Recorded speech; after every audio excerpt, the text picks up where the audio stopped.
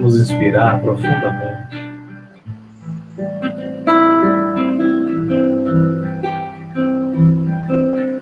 Silenciar os nossos pensamentos.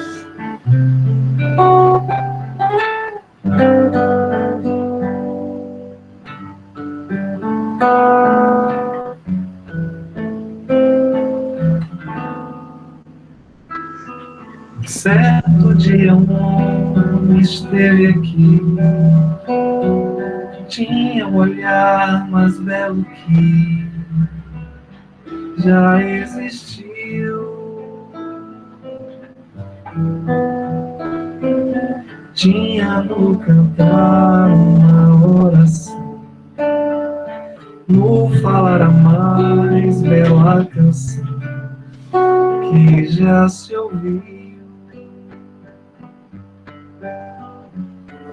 Sua voz falava só de amor, todo gesto seu era de amor e paz.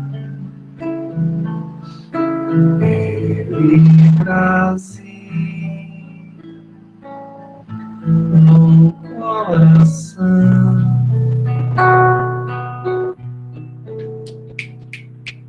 ele pelos campos caminhou, subiu as montanhas e falou do amor maior.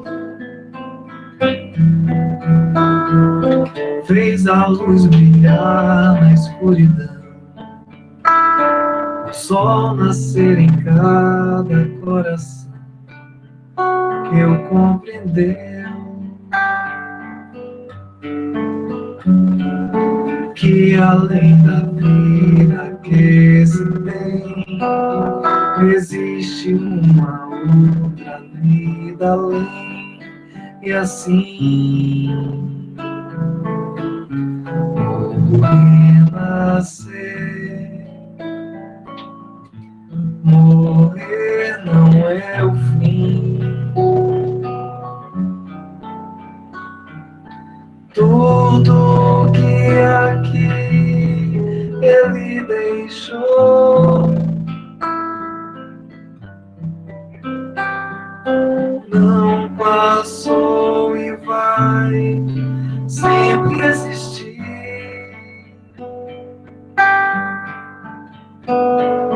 Flores nos lugares que pisou e o caminho certo a seguir.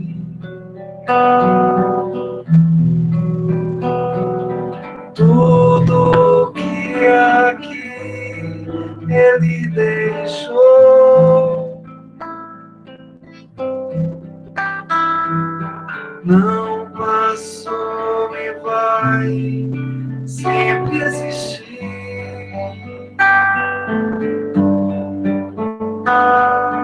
Flores nos lugares que pisou e o caminho certo a seguir.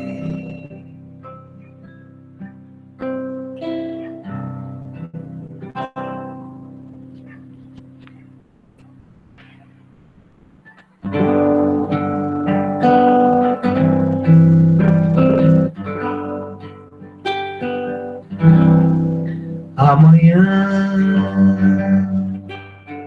será um lindo dia, dá mais louca alegria que se possa imaginar. Amanhã é dobrada a força pra cima que não cessa de vingar. Amanhã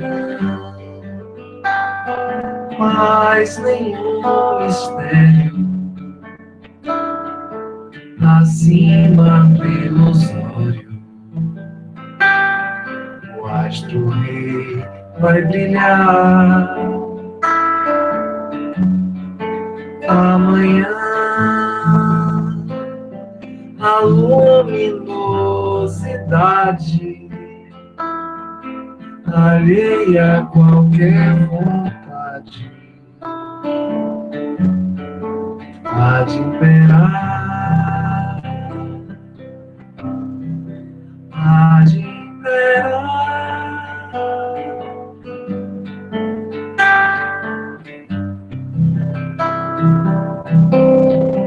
Amanhã está toda a esperança, por melhor que pareça, existe é pra desejar. Amanhã, apesar de hoje, será a estrada que surge pra se trilhar. Amanhã, mesmo que uns não queiram, será de outros que esperam ver o dia raiar. Amanhã pode usar placados, temores abrandados, será pleno, será pleno.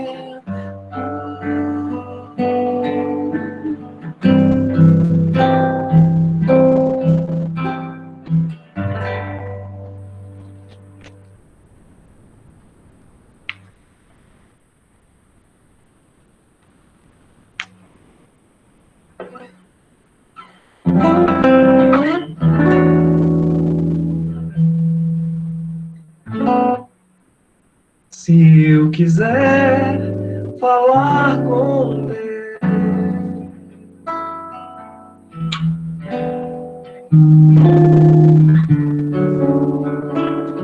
tenho que ficar a sós.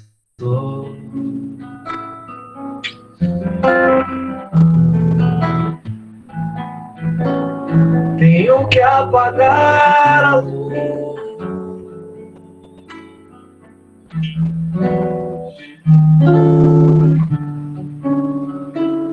Tenho que calar a voz.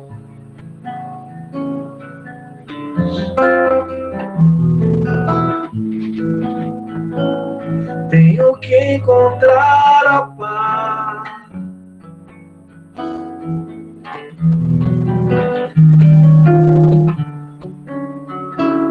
Tenho que folgar pros nós, dos sapatos, da gravata, dos desejos, dos receios. Tenho que esquecer a data, tenho que perder a conta, tenho que ter mãos vazias, ter a alma e o corpo nu.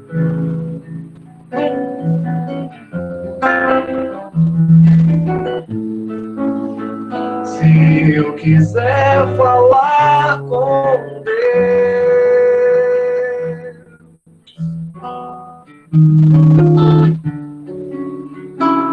tenho que aceitar a dor.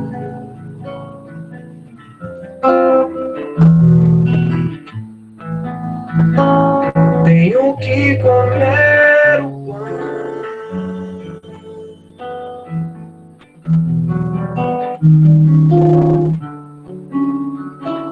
que o diabo amassou. palácio.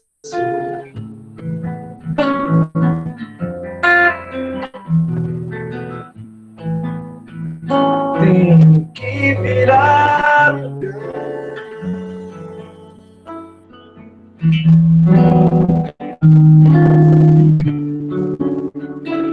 tenho que lamber o chão dos palácios, dos castelos suntuosos do meu sonho. Tenho que me ver tristonho, tenho que me achar medonho. E apesar de um mau tamanho, alegrar meu coração.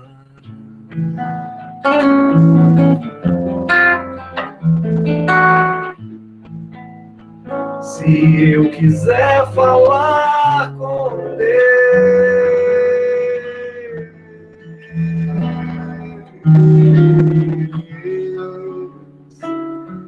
tenho que me aventurar.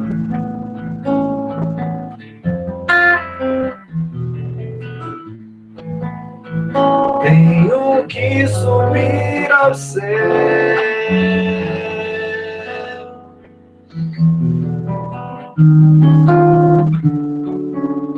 sem cordais pra segurar.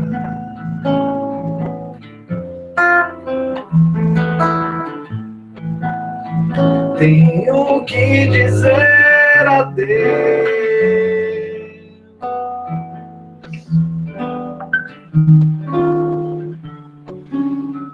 dar as costas, caminhar decidido pela estrada que ao fim vai dar em nada. Nada, nada, nada, nada. Nada, nada, nada, nada.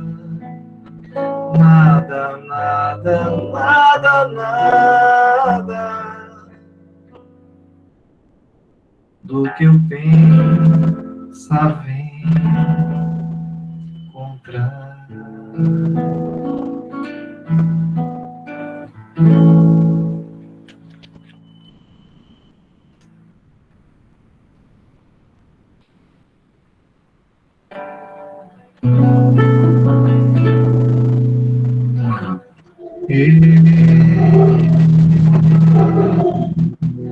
Prisioneiro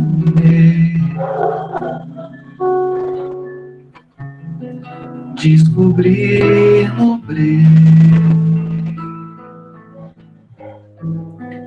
uma constelação,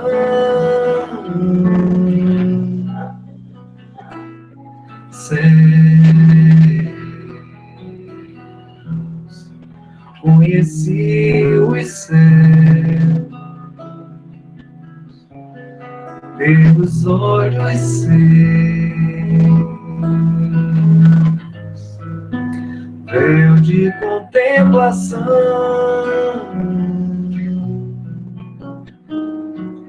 Deus,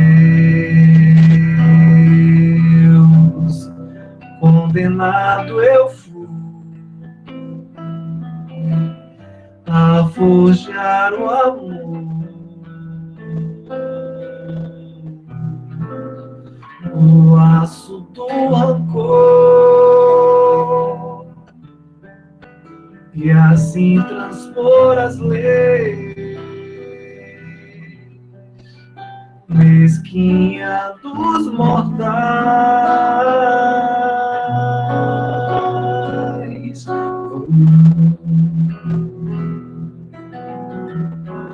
Entre a redenção e o esplendor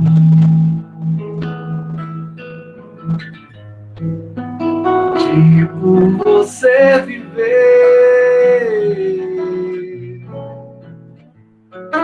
sim, e sair de mim, e esquecer quem sou, e respirar por ti, Análise. e assim transpor as leis. Mesquinha dos mortais,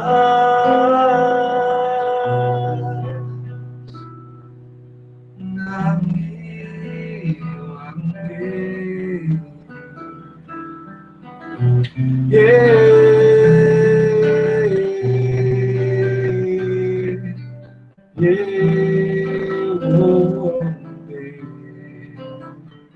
one day.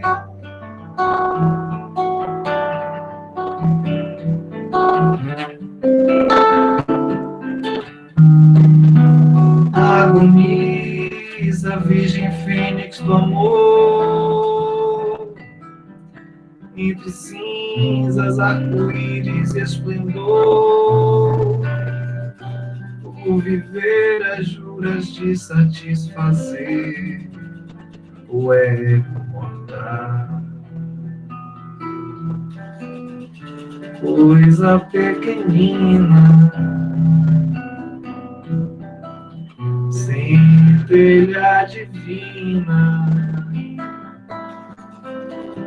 renascer das cinzas, onde foi ruína, pássaro ferido,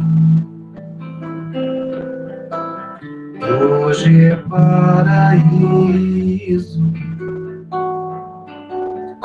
luz da minha vida, pedra de alquimia, tudo que eu queria, renascer das cinzas.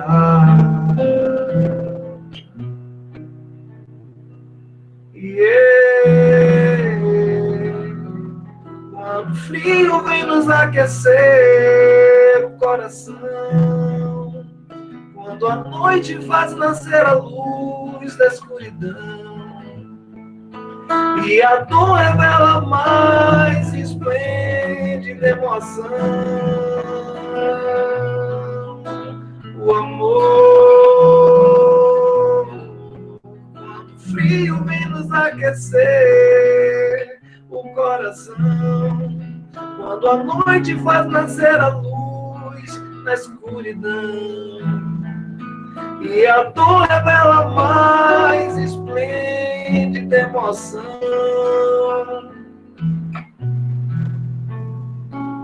o amor.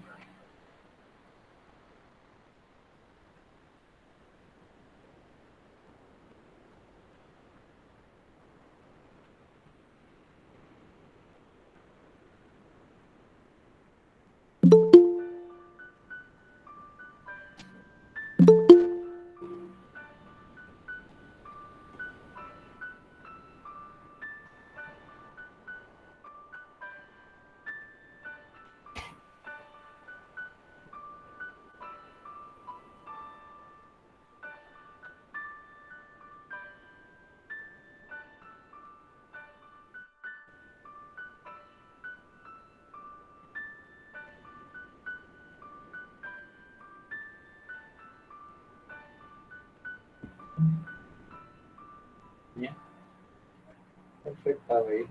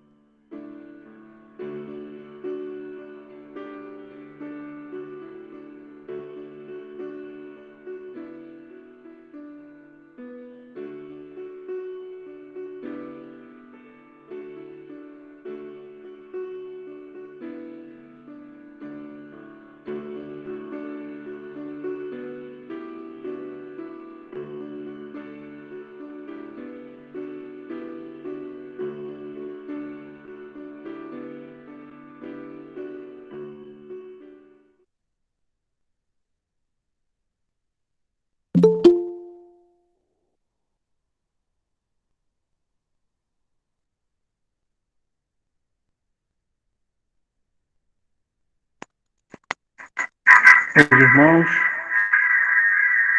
uma boa noite. É com muita alegria que nós recebemos na noite de hoje, pela primeira vez, mesmo que virtualmente, a nossa irmã Larissa, que nos trará a mensagem na noite de hoje.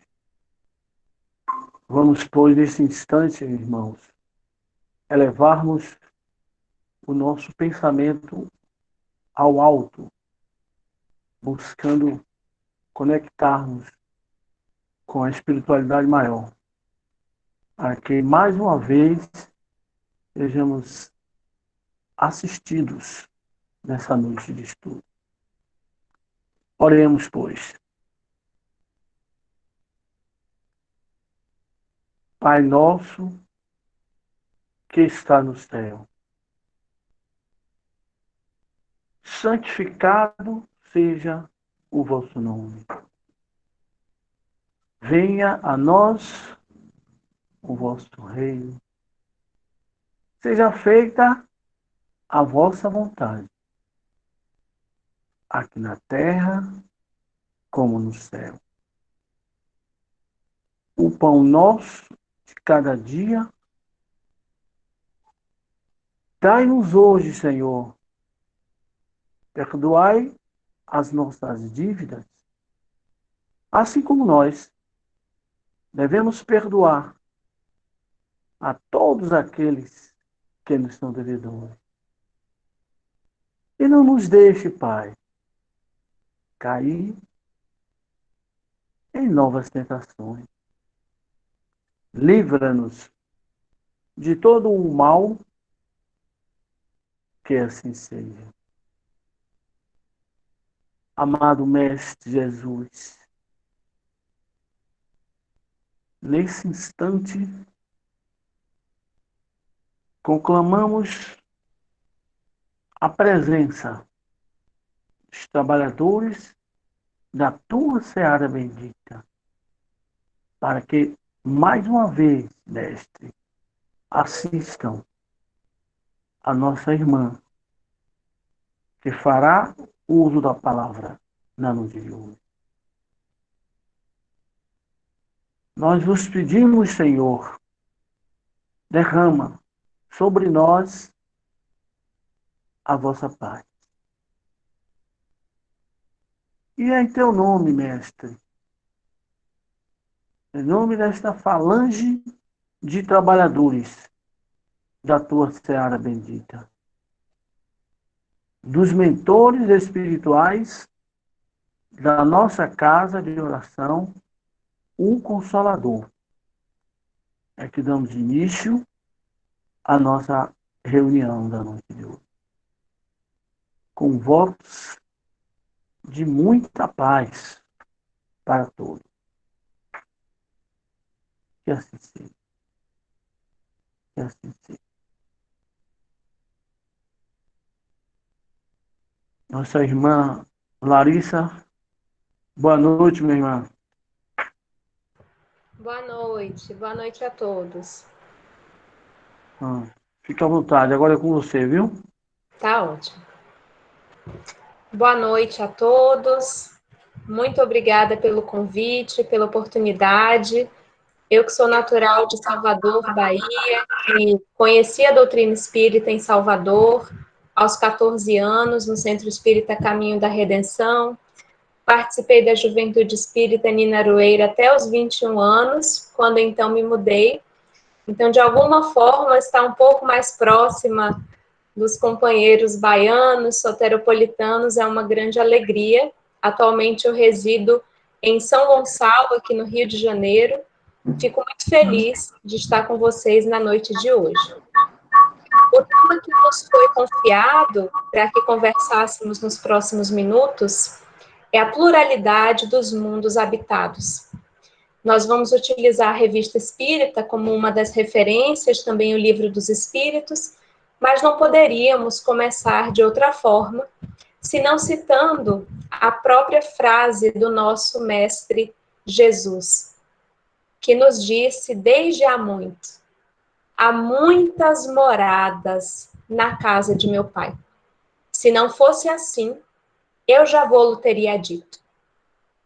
Essas muitas moradas às quais o nosso mestre se referia, segundo a doutrina espírita e segundo as informações organizadas pelo querido Allan Kardec, podem ter amplo sentido. Tanto podemos nos referir, a partir das reflexões em torno dessa passagem do Evangelho de Jesus, aos mundos e à pluralidade desses mundos, que especialmente hoje temos maiores condições de vislumbrar, com a existência de um universo, ou quem sabe, de multiversos, como também essas muitas moradas podem se referir aos diferentes planos existenciais. Porque quando estamos aqui na matéria, tudo aquilo que vemos, tudo aquilo que tocamos, parece-nos ser o mundo real que habitamos.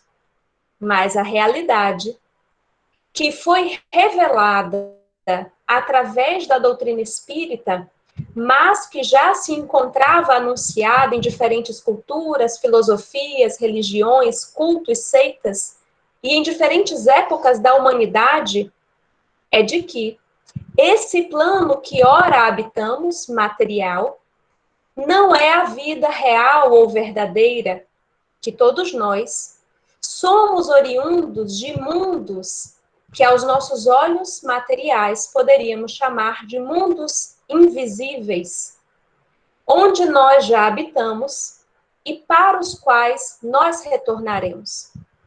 Então, ao falar das diferentes moradas do Pai, nós podemos falar dos diferentes mundos que estão no espaço distribuídos, alguns que nós já temos catalogados, mas certamente há uma infinidade de outros satélites, planetas, estrelas que sequer conhecemos, mas mesmo quando se trata aqui do nosso planeta, dessa esfera mais próxima à crosta terrestre, há também uma infinidade de outros planos, de outras moradas que nós desconhecemos.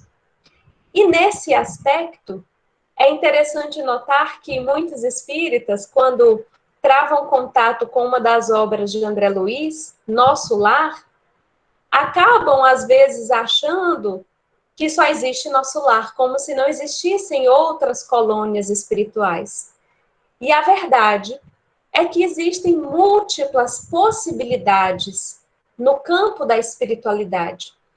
Muitas moradas também no campo espiritual.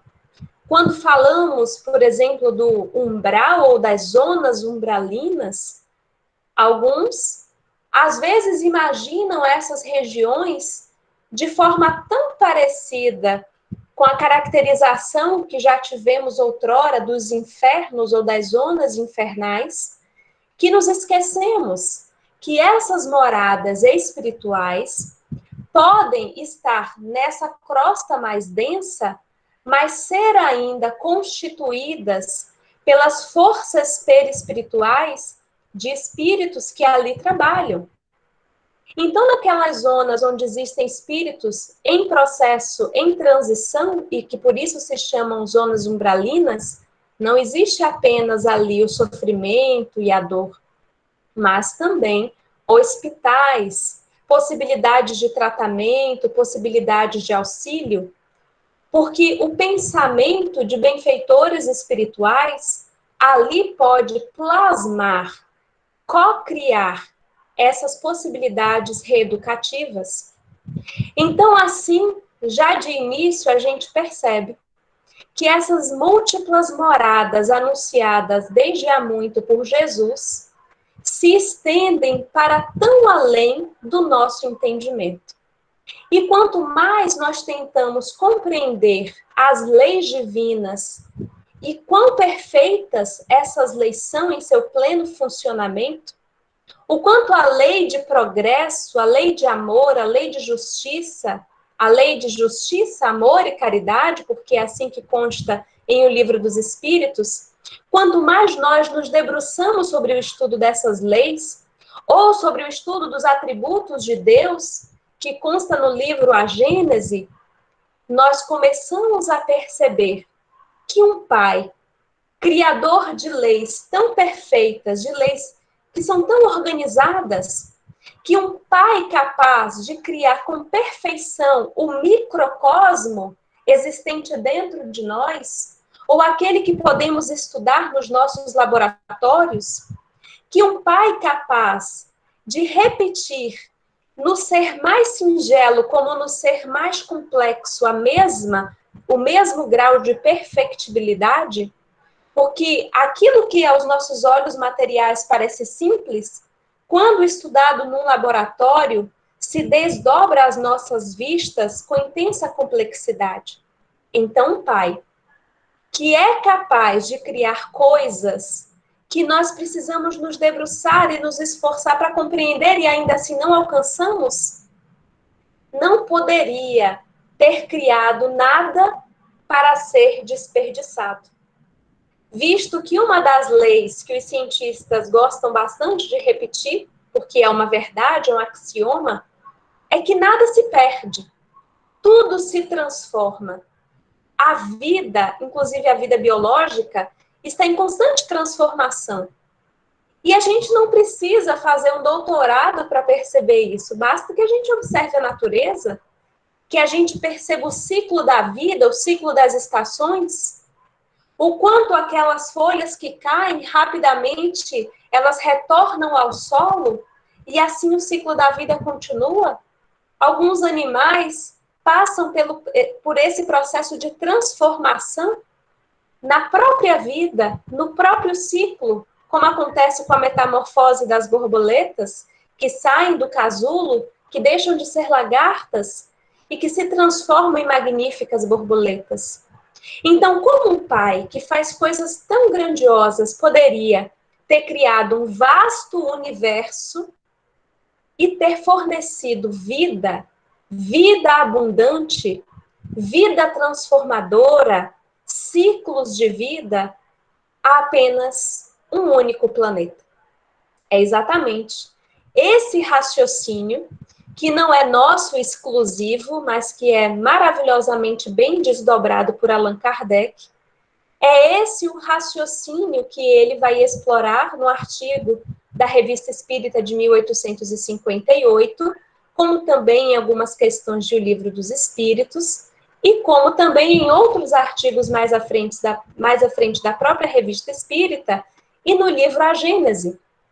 E é tão interessante que, quando a gente observa falas de outras religiões, de outras filosofias, o interesse no campo dos livros, da literatura e dos filmes, de alguma forma essa temática da vida em outros orbes, da vida em outros planetas, dessa diversidade ou pluralidade de mundos habitados, de alguma forma, ainda que não nos recordemos perfeitamente, guardamos alguma notícia disso. Porque a quantidade de filmes, de livros, de pessoas que às vezes se dedicam uma vida inteira pesquisando essa temática, já seria por si só um grande indício dessa realidade. Existe uma frase que eu li há muitos anos atrás, quando estava na faculdade, de René Descartes, que eu achei muito interessante. Porque ele afirmava, e ele estava se referindo à existência ou não de Deus, mas talvez o mesmo raciocínio possa ser ampliado para a nossa temática, e ele chega a dizer assim, que talvez uma das principais provas da existência de Deus seja exatamente esse questionamento humano tão antigo sobre essa existência. Sobre a existência ou não de um ser supremo, sobre a existência ou não de um ser criador. E nos apropriando desse raciocínio, poderíamos dizer que talvez uma das maiores provas da pluralidade dos mundos habitados seja exatamente essa pergunta persistente, essa questão que volta e meia vem à baila pela humanidade, sobre existir ou não. E eu gostaria de ler um pouco do raciocínio que Kardec desenvolve aqui, Estamos na Revista Espírita de março de 1858 e Kardec começa o artigo assim: quem ainda não se perguntou, considerando a Lua e os outros astros, se esses globos são habitados? Antes que a ciência nos houvesse iniciado na natureza desses astros, podia-se duvidar. Hoje, e esse hoje dele é 1858. Hoje nós temos, inclusive, muito mais informações a serem desdobradas, exploradas. O Google, o YouTube, todas essas ferramentas nos permitem vislumbrar quão perto de nós, apesar da distância física, essas informações se situam. E ele nos diz: antes que a ciência nos houvesse iniciado na natureza desses astros, podia-se duvidar.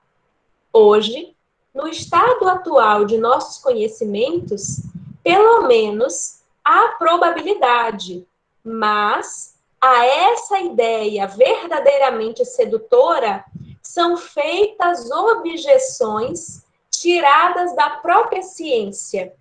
E aí ele vai apresentar essas objeções. Algumas já houve certa modificação com o avanço das pesquisas, mas o estilo das objeções permanece.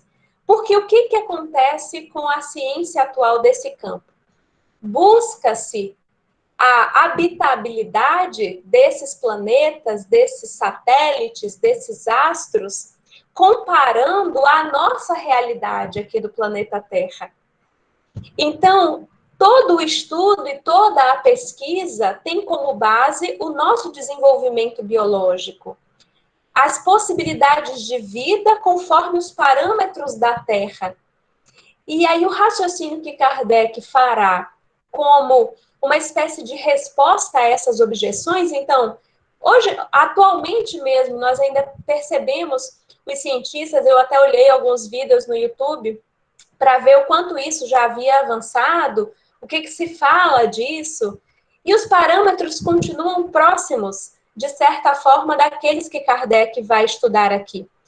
Porque as pessoas continuam pensando, não existe água, a composição da atmosfera é diferente, ou seja, não é possível, por exemplo, na Lua ou em Marte, a existência de uma vida, de um desenvolvimento, não necessariamente humano, mas de algum tipo de vida semelhante a essa estrutura desenvolvida aqui na Terra.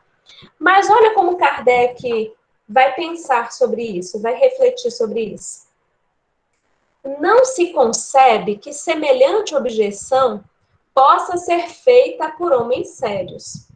Se a atmosfera da Lua não foi percebida, será racional inferir que não exista?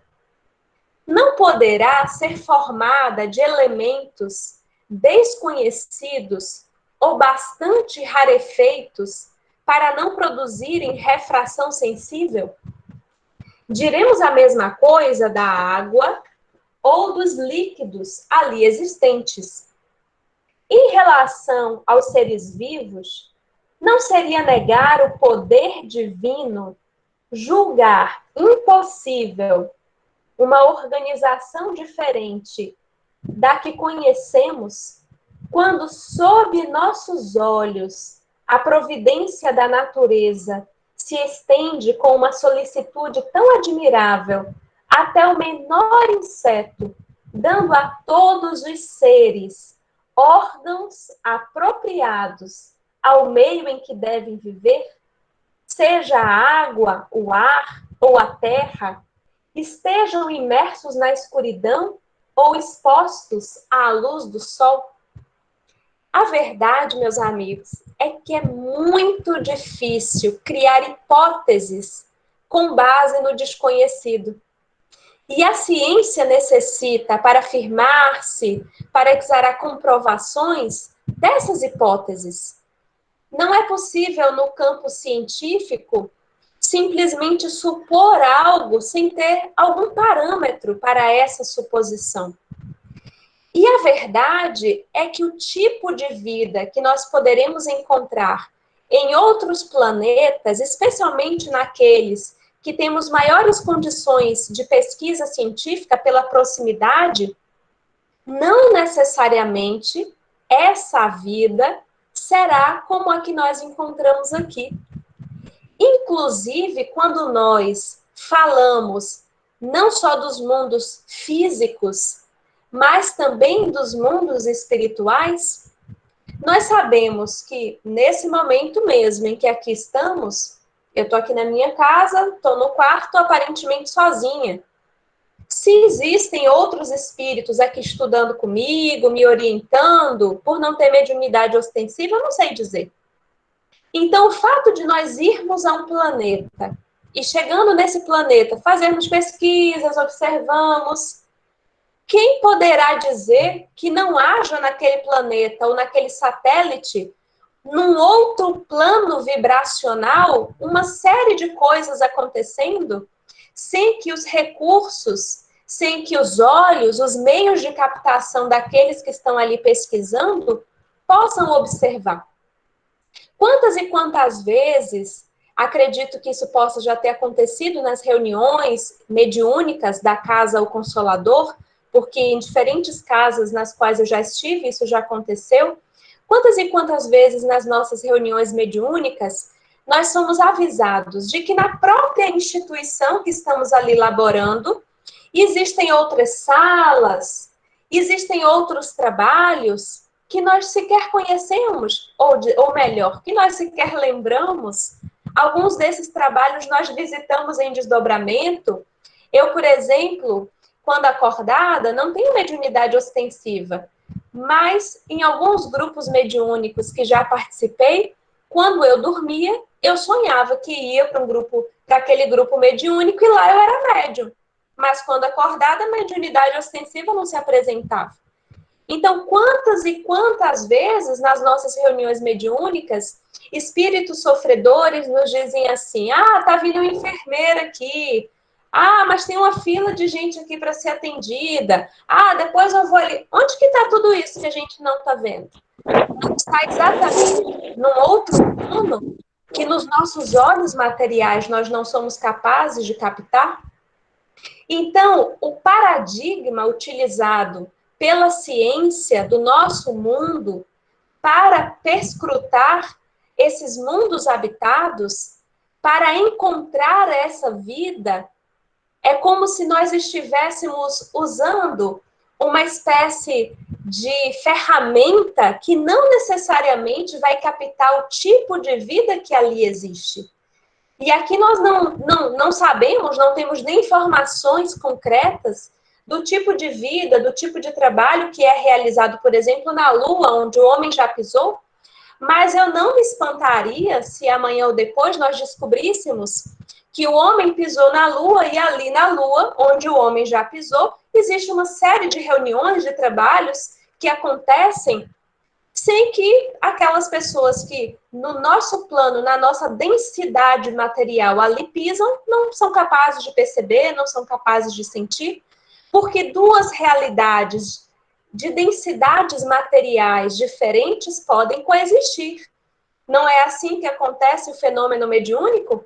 Nós temos aqui a nossa densidade física, material, o nosso perispírito, que também é matéria, que é esse intermediário, tem a sua própria densidade, e é importante dizer que no Livro dos Espíritos, nós temos uma informação que é a chave disso, de que o perispírito dos habitantes de um determinado planeta guarda similitude, correspondência com a constituição daquele planeta.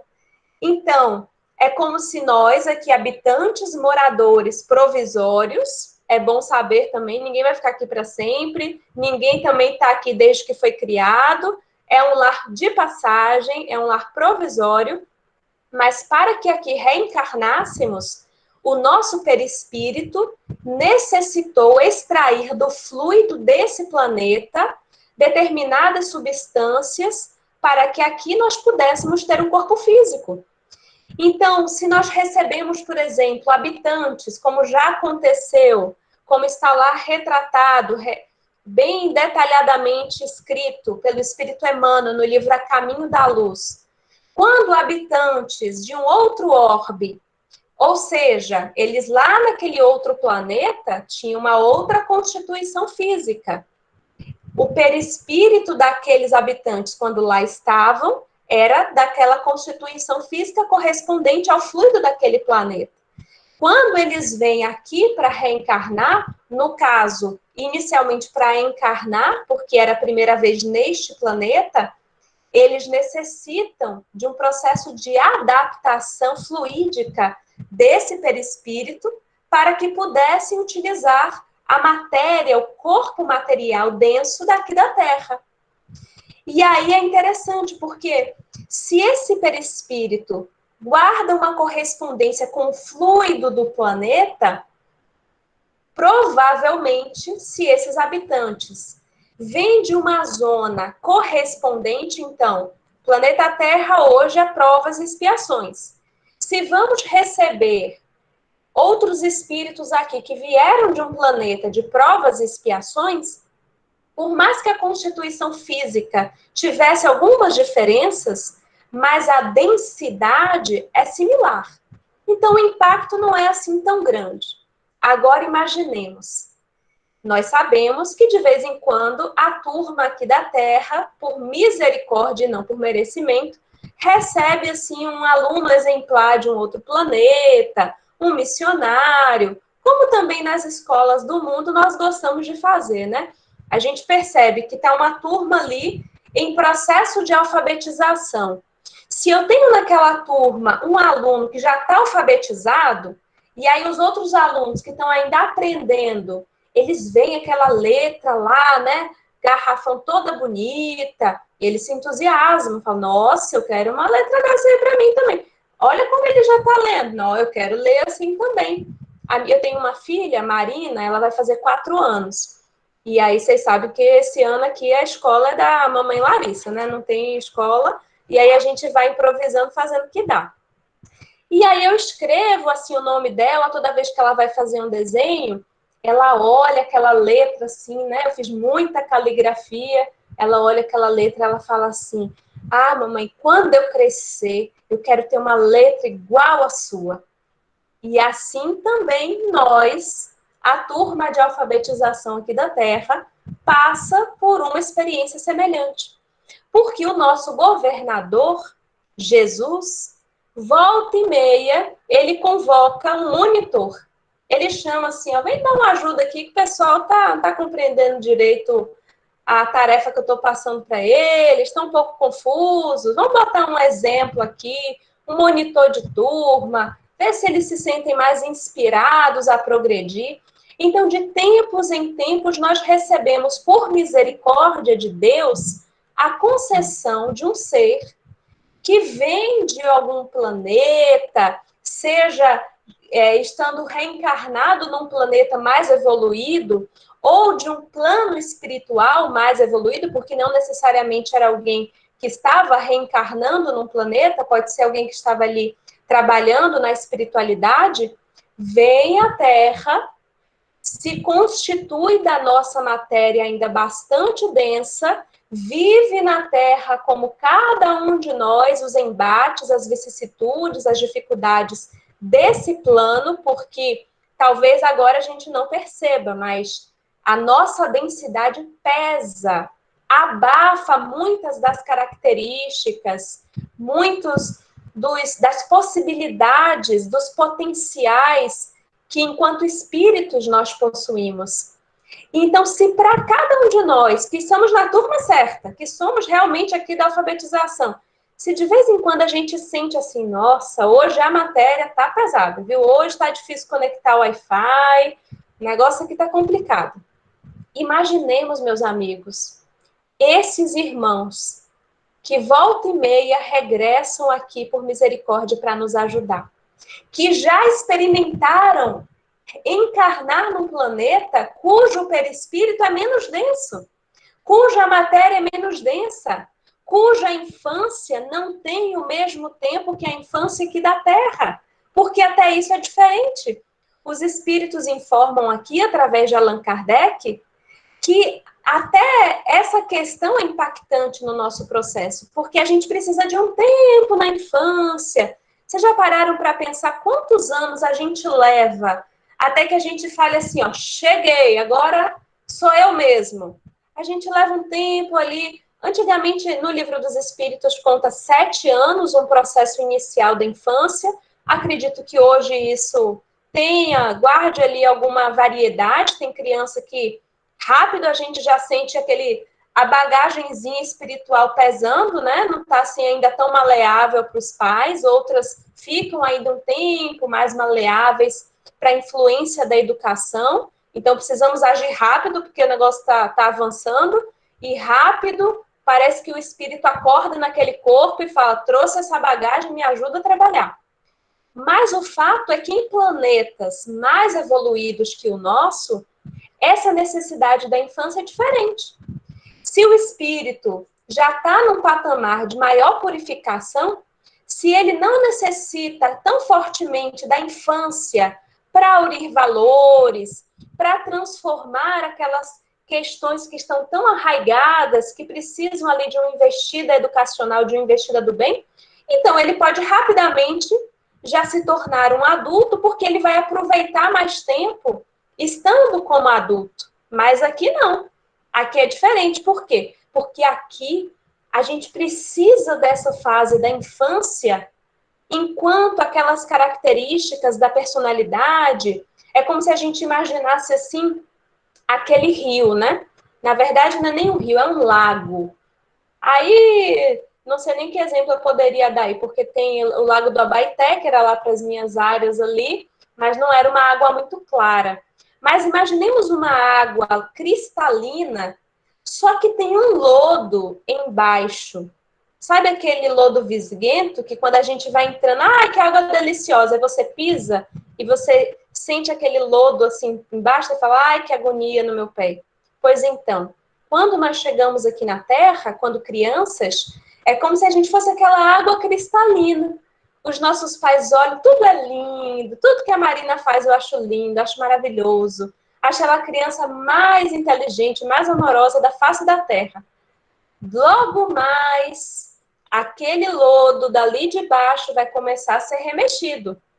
E quando esse lodo que está ali paradinho começa a remexer, a água não fica mais cristalina, a água começa a ficar turva.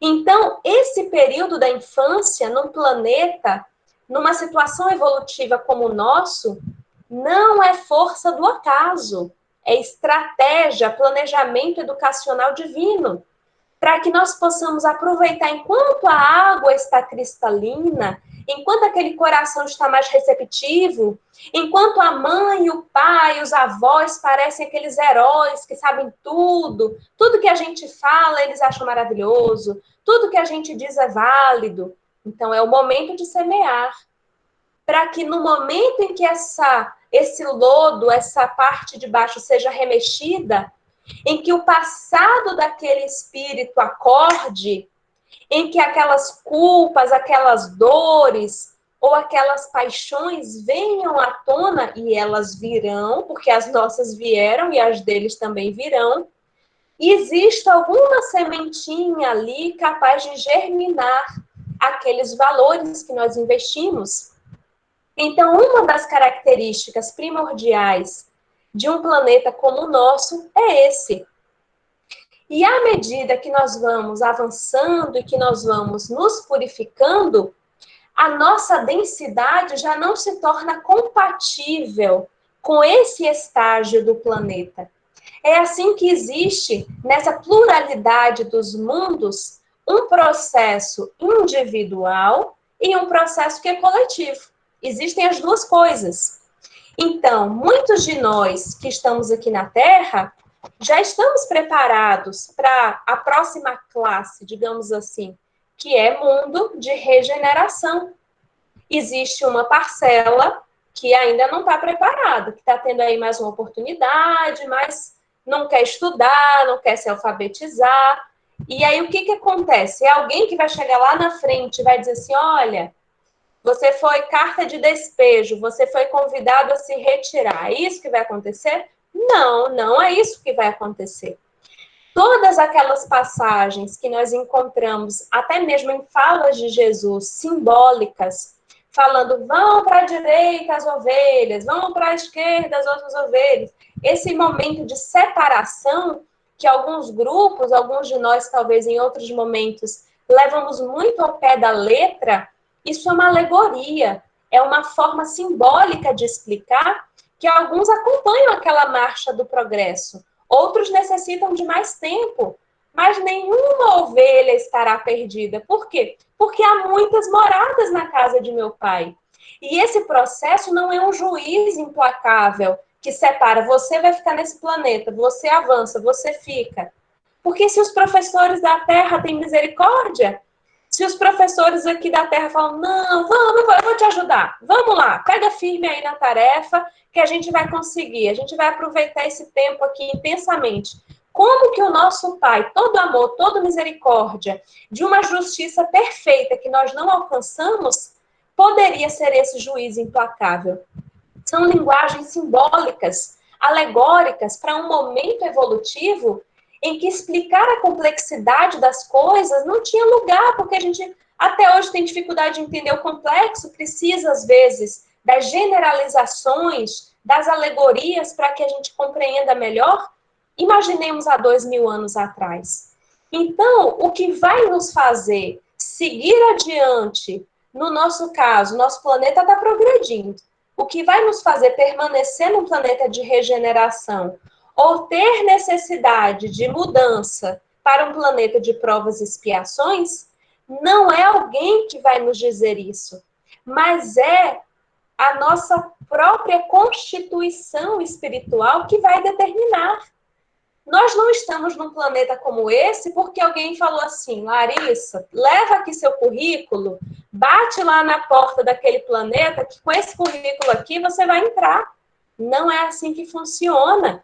Quando nós desencarnamos, da mesma forma, nós somos atraídos para determinadas regiões que guardam correspondência com quem nós somos. Por isso que o plano espiritual é um plano cuja realidade do espírito se apresenta. Inclusive, a comunicação se faz por onde? Pelo pensamento. Aqui, nesse plano que vivemos, é um plano ilusório, porque nós podemos aparentar uma coisa e ser outra. Quantas vezes aparentamos bondade com pensamentos que vão absolutamente de encontro àquilo que nós aparentamos, àquilo que nós falamos? Eu estava ontem escutando uma história tão interessante. Tratava-se de uma outra realidade, era de um curso que eu estava fazendo, mas que a pessoa foi dar um exemplo dessa questão da energia, da realidade concreta do pensamento. E ela contava que uma pessoa que trabalhava já há muitos anos nos Estados Unidos, com esses estudos e com essas pesquisas, de como o pensamento tem uma constituição material, concreta, passível de estudo, ela estava procurando um lugar para que ela pudesse realizar um workshop, um curso, e então ela foi ali dar uma investigada, dar uma olhada num determinado espaço, onde estava acontecendo um curso desse campo da parapsicologia.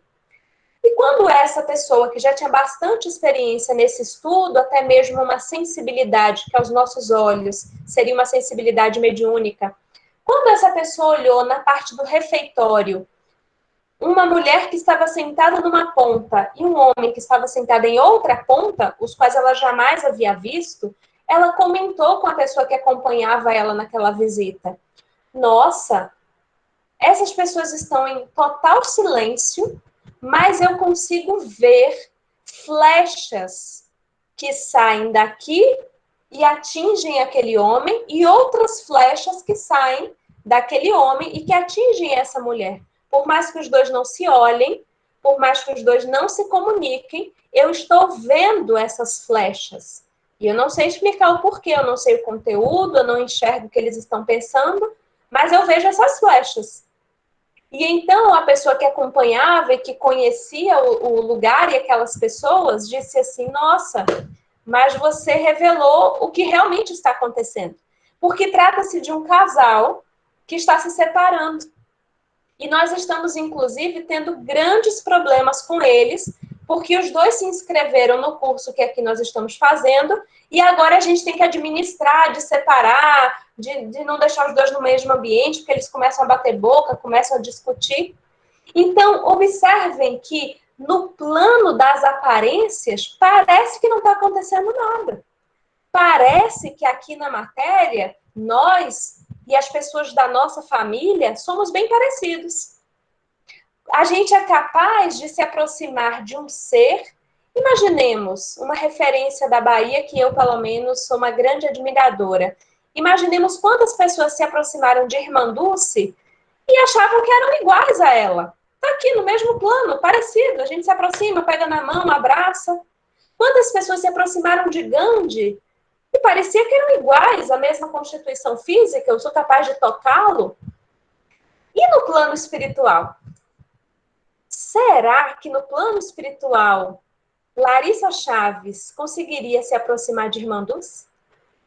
Será que nós habitaríamos no plano espiritual as mesmas regiões? Eu acho interessante observar na narrativa do livro Nosso Lar que André Luiz estava numa região. A mãe de André Luiz estava em outra região. O pai de André Luiz estava em outra região. Na Terra, eles eram da mesma família. Parecia que eles eram muito próximos. Você mora ali naquela casa com aquela pessoa, parece que você conhece, ela é igual a você, né? Sangra que nem você, tem a mesma constituição. E, de repente, essa ilusão se desfaz. E você descobre que cada um tem uma habitação diferente na espiritualidade. Será que nós já paramos para pensar sobre isso? Que esses apegos que nós temos aqui não necessariamente constituem a realidade das nossas relações? Porque o amor da mãe de André Luiz para ele e dele para com ela era real. Tanto que ela consegue assisti-lo. Mas ele nem percebia a presença dela. Por quê? Porque a realidade do espírito, a densidade dos pensamentos, dos sentimentos, da realidade perispiritual dele criavam barreiras. E ele não conseguia nem perceber. Depois a mãe dele fala, olha, eu estava lá com você, eu te visitava, eu tentava te inspirar, você nem captava. E quando ele dá uma melhoradinha e consegue ficar em Nosso Lar, que ainda é uma região ali no campo, num campo denso, aqui próximo à crosta terrestre, mas que já era uma melhoria em relação ao que ele havia passado, a mãe vai visitá-lo. Ela não mora lá com ele, na mesma casa. Ela vai visitá-lo. E assim, da mesma forma que acontece na vida além-túmulo, e no livro O Céu e o Inferno, é muito interessante aquela parte em que Allan Kardec vai nos trazer inúmeros relatos, muitos deles obtidos nas reuniões da Sociedade Parisiense de Estudos Espíritas. Ali não é um romance espírita, mas é quase um romance espírita, porque ali nós temos notícias de inúmeros espíritos, alguns que voltavam. O Sanson, por exemplo, que era da própria Sociedade Parisiense, e ali nós travamos contato quando essa ilusão da matéria se desfaz, como a realidade se apresenta.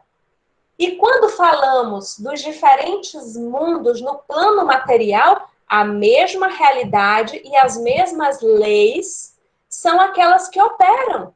Essa mudança de lar, esse progresso dos mundos, essa migração das almas, é a lei de sintonia, é a lei de solidariedade, é a lei de justiça.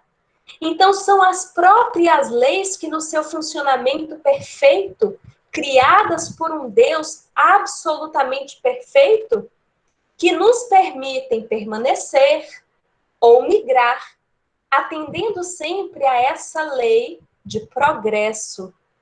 Por isso que não há o retorno, nós não perdemos o que já avançamos. Mas o que é possível acontecer? É possível que em alguns momentos o planeta no qual nós vivemos avance coletivamente e enquanto nós, individualmente, não acompanhamos. Então, tudo aquilo que eu avancei será perdido? Não, nada se perde. Nada do que nós avançamos se perde, nem moralmente, nem intelectualmente. Mas a pedagogia de Deus é tão perfeita que ele pode nos encaminhar pela similaridade da nossa constituição perispiritual, dos nossos pensamentos, dos nossos sentimentos, de quem nós somos, dos valores que já sedimentamos em nossa alma, pode nos convidar a um planeta que guarda similaridade com essa realidade, com essa densidade, e ali talvez nós sejamos da turma os mais experientes. Olha como isso é interessante. Será que se a gente pega, imaginemos alguém que repete o ano, na turma que ele repetiu o ano, ele é o que não acompanhou a turma. Mas para esses que chegam e que estão aprendendo agora todas aquelas informações, o que está repetindo o ano pode ser o que mais sabe, porque ele passou o ano inteiro recebendo todas aquelas informações. Então, essa pessoa que está repetindo o ano, ele vai perder os avanços que ele já teve? De forma alguma. As conquistas que ele já teve, o que ele aprendeu, o que ele aproveitou daquele ano, é conquista dele. Mas provavelmente ele não vai gostar muito de repetir o ano, porque até onde eu sei, ninguém gosta muito dessa história de repetir o ano. Mas naquela nova turma, pode ser que os que agora chegam olhem para ele e falem assim, nossa, como é que ele sabe tudo isso? Ah, se ele já viu. Então existe uma parte dos habitantes daqui da Terra que está sabidinho demais comparado à maioria porque está repetindo. É por isso que, quando eu conto para algumas pessoas, nossa, quando eu acho interessante, porque quando eu estava ainda muito criança, algumas coisas que eu li depois na doutrina espírita, para mim já era uma realidade, parece que eu já sabia. E eu buscava alguma religião onde eu tivesse aquela confirmação. E aí os desavisados fazem assim, nossa, Larissa, você veio de um outro planeta, e aí você já sabia, ou você já era espírita, e falou, gente, não é assim a história, não. É que a gente vai repetindo de ano, vai repetindo de ano, vai repetindo de ano, tanto que a informação fica. E você fala, parece que eu já sei isso, agora vai testar na prática, se já sabe fazer, porque saber repetir é fácil. Saber fazer, saber passar pela experiência, não cair nas mesmas cascas de banana de outrora, aí é o desafio. E por que a gente vai repetindo essa experiência? E parece que a gente sabe mais, e na verdade só ficou no campo do saber, mas não virou experiência, vivência, não foi sedimentado. Porque a gente precisa agora testemunhar. E isso que a gente tem repetido, repetido, repetido, e não tem conseguido internalizar. Eu acho interessante quando eu penso na quantidade de obras que foram psicografadas através da mediunidade de Chico Xavier, mais de 400 obras. E eu, longe de mim conseguir ler tudo isso. São muitas, muitas mensagens, muitas obras. Mas talvez a gente não observe que a principal obra deixada por Chico Xavier não está na sua mediunidade, está na sua vida. Está nos relatos de pessoas que conviveram com ele e que observavam seu testemunho diário. E não era só no momento que ele estava na casa espírita, era na forma como ele tomava o cafezinho, na forma como ele cumprimentava as pessoas, na forma como ele, mesmo cansado, extenuado, muitas vezes doente, conseguia lidar com os irmãos em sofrimento, conseguia, apesar de encontrar com a dor, tantas vezes, a mesma dor, perdas, perdas, perdas, ele conseguia se compadecer com cada dor, não se insensibilizava diante do sofrimento do outro, e dói muito você se sensibilizar com o sofrimento do outro. É mais fácil criar uma camada protetora e virar indiferente. É assim que muitas pessoas do campo da saúde se protegem. Se desumanizando, permanecer humano é uma dor incessante. É difícil lidar com a dor e conseguir sentir a dor ainda. Então, quando nós nos depararmos com esses irmãos, sejam nossos filhos, sobrinhos, sejam nossos companheiros, sejamos nós mesmos, e percebermos assim, nossa, parece que isso para a gente é tão simples. Às vezes nós espíritas, sem perceber, nos colocamos milimetricamente acima dos demais, dizendo assim, não, porque assim, nós espíritas, a gente já compreende certas coisas, porque nós espíritas, queridos irmãos, nós espíritas somos repetentes na turma da vida e necessitamos dessa vez sair da teoria, partir para a prática, para que naquele momento tão anunciado nas diferentes escrituras, tão anunciados nos diferentes testamentos religiosos, em que o nosso planeta finalmente passar desse trânsito duro, árduo, de provas e expiações, para mundo de regeneração. Não apenas o nosso intelecto tenha compreendido essa realidade, mas que todas as fibras do nosso ser já vibrem no amor de Deus, já caminhem no mesmo fluxo dessas leis divinas que nos convidam o tempo inteiro ao amor, à solidariedade e a trabalhar em prol da verdade. Eu gostaria de finalizar, nós temos agora poucos minutos, com um poema que diz assim: há mistérios peregrinos, no mistério dos destinos que nos mandam renascer. Da luz do Criador nascemos, múltiplas vidas vivemos, para a mesma luz volver. Buscamos na humanidade as verdades da verdade, sedentos de paz e amor.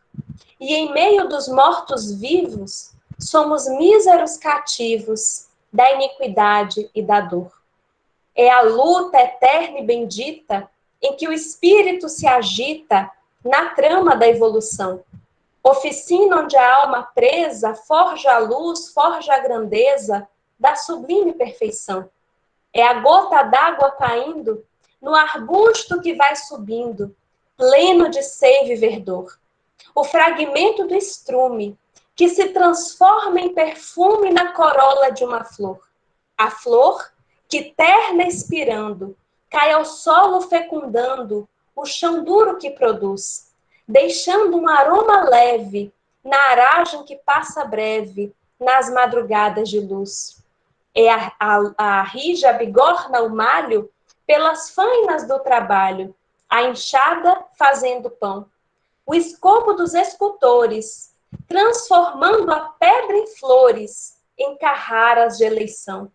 É a luta eterna e bendita em que o espírito se agita na trama da evolução.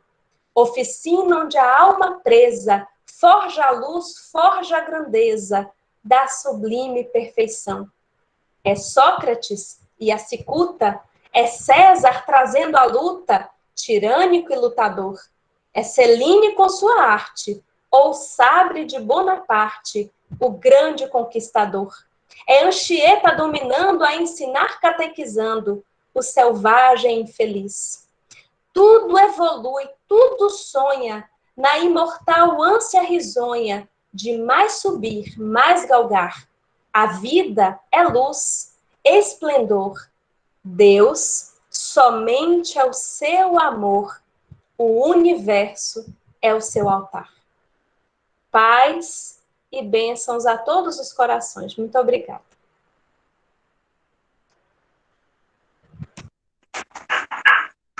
Muito obrigado a você, Larissa. Muitíssimo obrigado em nome do Consolador.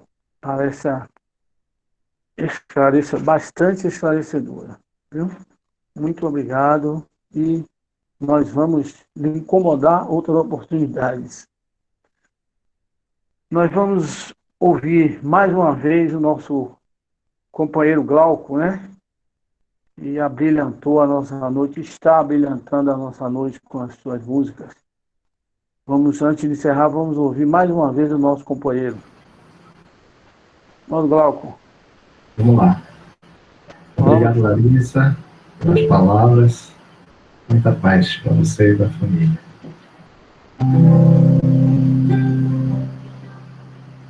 Ouço Deus, o murmúrio das águas dos rios. Ouço Deus, o furor dos ciclones bravios. Ouço Deus, no cantar matinal dos pardais. Ouço Deus, no lamento de pobres mortais. Vejo Deus nas estrelas perenes de luz. Vejo Deus no esplendor que a alvorada traduz. Vejo Deus no suave perfume da flor. Vejo Deus no adeus companheiro da dor. Sinto Deus na saudade que ronda a lembrança. Sinto Deus no morrer de febris esperanças. Sinto Deus na tristeza de ver-te partir. Sinto Deus na tua volta, irmão, a sorrir. Ouço Deus no murmúrio das águas dos rios. Vejo Deus no furor de ciclones bravios. Sinto Deus no cantar matinal dos pardais. Ouço Deus no lamento de pobres mortais.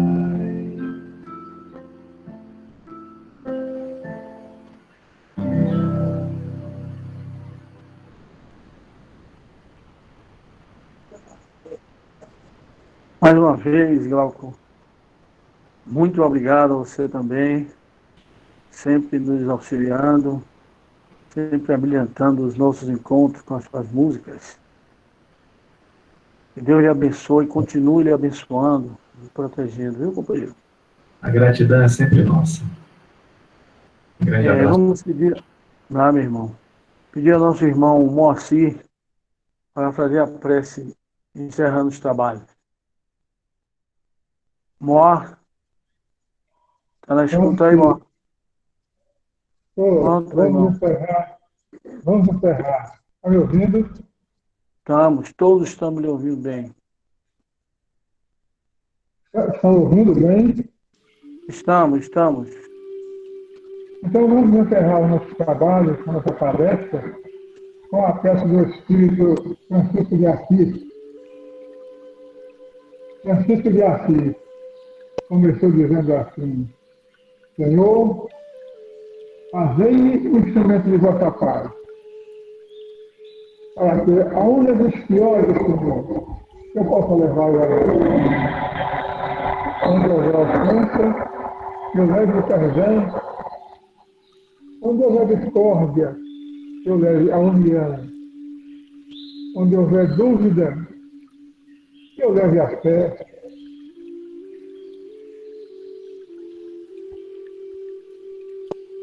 Onde houver desespero, eu leve a esperança. Onde houver erro, que eu possa corrigir. Onde houver tristeza, Senhor, eu leve a alegria.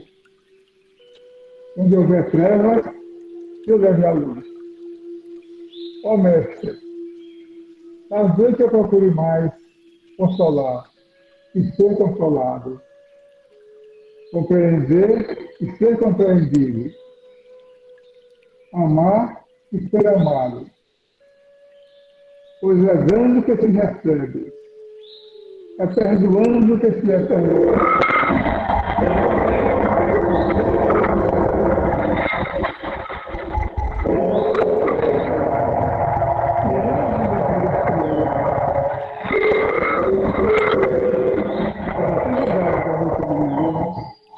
Desejando a todos os participantes muita saúde, muita paz e uma boa noite.